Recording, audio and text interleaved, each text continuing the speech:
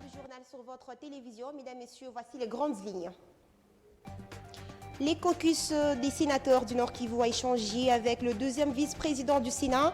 Les élus sénateurs de cette province ont fait savoir au deuxième vice-président de la Chambre haute du Parlement leur intention d'interpeller le ministre de la Recherche pour qu'il vienne s'expliquer sur les mesures prises par le gouvernement sur l'éruption volcanique à suivre dans ces journaux.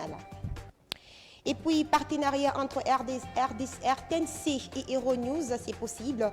La nouvelle est arrivée le mardi dernier avec Namou Wafiri, investisseur égyptien et propriétaire d'Euronews. L'objectif est de renforcer les capacités de la chaîne nationale congolaise pour qu'elle s'acquitte correctement de ses missions. Voilà tout pour les titres.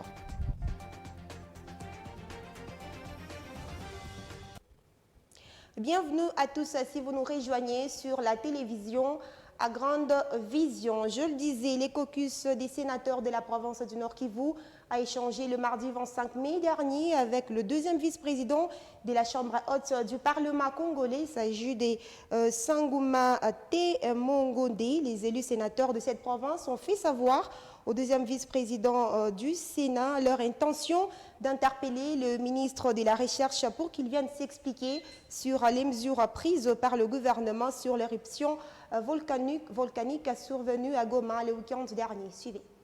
Nous venons de rencontrer le deuxième vice-président du Sénat pour lui faire part de la situation qui prévaut actuellement à Goma, après les sinistres que cette ville a connus suite à l'éruption volcanique de Nyiragongo. Comme vous le savez, nous sommes sinistrés. Nous, personnellement, comme sénateur du Nord Kivu, nous sommes sinistrés. La ville de Goma a été affectée par l'éruption de Nyiragongo. Il y a eu beaucoup de biens meubles et immeubles totalement endommagés, beaucoup de pertes en vies humaines. Aujourd'hui, la population est en débandade, il n'y a pas d'eau, il n'y a pas d'électricité. C'est autant de problèmes que nous avons voulu partager avec l'honorable deuxième vice-président, lui faire part de ses préoccupations et exprimer les souhaits de voir le Sénat s'investir réellement, non seulement pour apporter un secours à cette population, lui exprimer réellement un message de réconfort, mais aussi pour interpeller le gouvernement dans sa mission de prévenir pour éviter autant de dégâts en matériel et en vie humaine. Dans le reste de l'actualité, une réunion de crise a été tenue à Goma après l'éruption volcanique sur la ville. Le ministre de la Santé publique, le Dr Jean-Jacques Bongani, a présidé cette séance. C'était dans les installations de l'Observatoire volcanologique de Goma pour secourir les victimes de ces drames. Sarah Bidiwa nous en dit plus. À Goma, après avoir enregistré des dégâts matériels et pertes en vies humaines, la délégation gouvernementale dépêchée sur la ville met des stratégies sur pied pour secourir cette population victime de l'éruption volcanique. Le ministre congolais de la Santé publique a présidé une réunion de crise à l'Observatoire volcanologique de Goma. 2 heures d'échange en concertation avec l'OVG ont abouti à des résolutions telles qu'apporter quelques matériaux de construction pour permettre aux victimes de reconstituer leur habitation et éviter la propagation de certaines épidémies déjà signalées dans la région. Il s'agit en priorité d'assister les personnes qui ont perdu la vie en leur octroyant un enterrement digne, ce qui est important. C'est vraiment dans le cadre de l'appui national que nous avons décidé de lever cette option. Également, nous avons d'autres actions qui poursuivront. L'assistance humanitaire également aux personnes victimes de ces éruptions volcaniques, comme vous le savez. Nous avons décidé d'octroyer une assistance de 40 000 tonnes aux familles identifiées, tolls aux familles identifiées. de manière à ce qu'ils puissent reprendre un abri digne, mais après avis de l'OVG, parce qu'il y a encore des laves qui ne sont pas totalement refroidies, et pour éviter les conséquences dues à des émanations de gaz. Nous allons également contribuer à ce qu'il y ait un accès à l'eau potable, ce qui est important. On a signalé des cas de résurgence de maladies telles que le choléra, et nous devons absolument éviter cela. Nous avons aussi levé l'option au niveau du gouvernement d'aider les actions locales pour dégager la route Goma-Rutshuru. La population des Goma et ses environs est appelée à observer plus de mesures de prudence pour ne pas s'exposer aux multiples dangers qui guettent encore la province du Nord Kivu. C'est notamment le tremblement des terres à la base des fissures à plusieurs endroits et éviter de fréquenter des sites où des laves sont encore en activité. Restons toujours à Goma, malgré l'interdiction aux habitants de s'approcher de la coulée de la lave. Des passagers y sont toujours visibles. C'est à l'instar de l'axe Kilimanyoka-Kibumba. Un commentaire de Gloria Mpanga sur ces images de la RTNC. Des centaines de voyageurs continuent à emprunter l'axe Kilimanyoka-Kibumba, couvert de coulées de lave. Interrogés, certains d'entre eux avancent la raison de survie. Kakolika moko na beba 5000. Na beba subu mwele kodino na beba nini na nini. Moko himandizi, himaragi, nikakoletuka kidogo. Unaona hii kazi kwa mzuri? Ni ya mzuri, ni ya uzuri. Basi balikataza maisha ndio inatutuma moto. Donc unaweza conseil wengine bakuye? Hapana, sisi bashauria bakuye.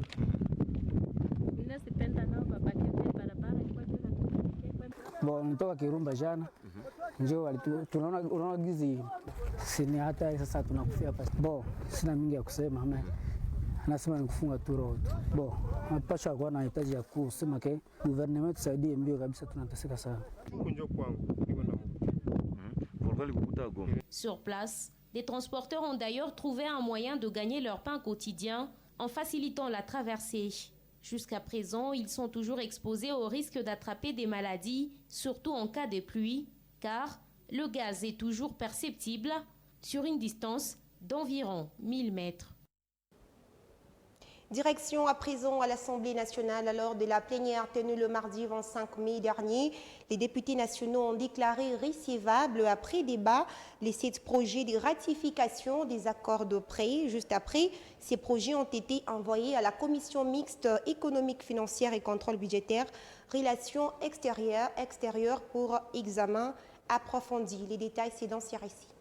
La commission mixte économique, financière et contrôle budgétaire, relations extérieures, a 3 jours, soit du 26 au 29 mai, pour déposer son rapport au bureau de la Chambre basse du Parlement. Ces projets présentés et défendus par le ministre des Finances Nicolas Kazadi est estimé à un total de 406 millions de dollars américains. En effet, le gouvernement a sollicité ces fonds auprès des différents bailleurs pour résoudre les questions urgentes d'infrastructure, de santé publique et de lutte contre l'insécurité alimentaire à court terme sur l'ensemble du territoire national. Parmi les projets de loi de ratification déclarés recevables figure l'accord du prêt du 22 décembre 2020 conclu entre la RDC et la Banque arabe pour le développement économique en Afrique, au titre de l'opération de réponse urgente pour affronter la pandémie à Covid-19 pour un montant de 10 millions de dollars américains. L'accord de prêt du 28 mai 2020 conclu entre la RDC et les Fonds internationaux de développement agricole au titre des programmes d'appui au développement rural inclusif et résilient pour un montant de 20 640 000 dollars américains. L'accord de crédit du 12 mai 2021 conclu entre la RDC et l'Association internationale de développement au titre du projet de développement multisectoriel et de résilience urbaine de Kinshasa, dénommé Kin Elanda, pour un montant de 250 millions de dollars américains et tant d'autres. Dans leurs interventions, les députés ont voulu avoir des explications claires sur les orientations des politiques économiques nationales. Ils sont largement revenus sur la politique d'endettement, le choix des lieux de réalisation des 10 projets, la transparence dans la gestion de ces projets. D'après le président de la Chambre basse du Parlement, l'examen de ces projets doit se poursuivre le lundi 31 mai prochain. Je le disais également dans le titre, partenariat entre la radio-télévision nationale congolaise et Euronews. La nouvelle est arrivée le mardi 25 mai dernier avec l'investisseur égyptien et propriétaire d'Euronews. Nous rappelons l'objectif qui est de renforcer les capacités de la chaîne nationale congolaise pour qu'elle s'acquitte correctement de ses missions. Suivez. Heureux de voir que M. Naguib Saouiri s'engage à nous accompagner dans les efforts pour la modernisation de la chaîne nationale et nous souhaitons la bienvenue. Nous allons nous assurer que nous lui transmettons les informations détaillées pour lui permettre de choisir ses périmètres d'intervention. L'idéal pour nous serait qu'il vienne dans le cadre d'un partenariat pour voir d'abord comment on redonne vie à ces grands bâtiments, qu'on redonne vie à la télévision nationale. Ce sera un poumon et un signe perceptible que le Congo est véritablement sous l'impulsion du président Tshisekedi en train de prendre un autre virage. Il y a une grande histoire ici, c'est pas une chose facile, il y a toutes les choses, mais c'est tous vieux. Le problème c'est ce manque toutes les machines modernisées, tous les nouvelles software, toutes les nouvelles choses, ça doit une grande investition, mais c'est important parce que ça c'est l'image du Congo. Les médias c'est l'image du pays et maintenant je vois les jeunes congolais, ils font des miracles avec des équipements très limités, très vieux, mais elle fait des miracles. Mais je suis sûr qu'avec le ministre et moi je suis le propriétaire de Euronews, je vais aider pour monter la qualité de cette entreprise ici parce que c'est pas une petite chose, c'est une grande chose. Parlons sport avant de refermer complètement cette édition du journal. C'est depuis le 13 mai dernier que le nouveau sélectionneur des Léopards a été nommé et ce dernier est arrivé à Kinshasa dans la soirée d'hier mardi. Il est arrivé pour préparer son contrat de 2 ans et démarrer le stage de juin prochain en Tunisie. Son premier mot inclut sa mission à la tête du staff technique de la République démocratique du Congo. Je vous prie de suivre Hector Couper, nouveau sélectionneur des Léopards, dans cet extrait choisi pour vous par Glovic Campoyo. Las expectativas son muchas. Las expectativas son beaucoup. Hay cosas muy interesantes que se pueden hacer. Il y a beaucoup de choses importantes qu'on peut faire. Siempre las expectativas de una clasificación mundial o chaque fois l'expectative d'une qualification à la Coupe du Monde. La tiene todo un país. Je pense que tout le pays a eso es una de las cosas más fuertes. Ça c'est les choses les plus. Por lo menos como soy yo como entrenador, a mí es lo que me lleva a hacer un desafío. Comme moi, en tant qu'entraîneur, c'est ça qui me motive. Pour moi, ça c'est le défi. Son muchos años, ¿no? Que no... Parce que c'est beaucoup d'années et que je travaille dans ce métier-là. Croyez-vous avoir les ressources nécessaires pour vous permettre de la... Pienso que tiene los recursos necesarios para llegar a clasificarse o para llegar a levantar ese desafío. Yo creo que pienso que hay elementos. Je pense qu'il y a des éléments. Voilà. Qui peut nous permettre de se qualifier. No apostaría por algo que sé que sinon je vais pas venir. Que no tiene buen final. Je vais pas me lancer. Mesdames, Messieurs, ce journal est terminé. En voici le rappel de titres.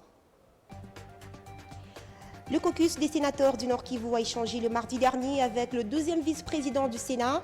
Les élus sénateurs de cette province ont fait savoir au deuxième vice-président de la Chambre haute du Parlement leur intention d'interpeller le ministre de la Recherche pour qu'il vienne s'expliquer sur les mesures prises par le gouvernement sur l'éruption volcanique survenue à Goma. Vous avez suivi les détails dans ce journal. Et puis, partenariat entre RTNC et Euronews. La nouvelle est arrivée le mardi 25 mai dernier avec l'investisseur égyptien propriétaire d'Euronews. L'objectif est de renforcer les capacités de la chaîne nationale pour qu'elle s'acquitte correctement de ses missions.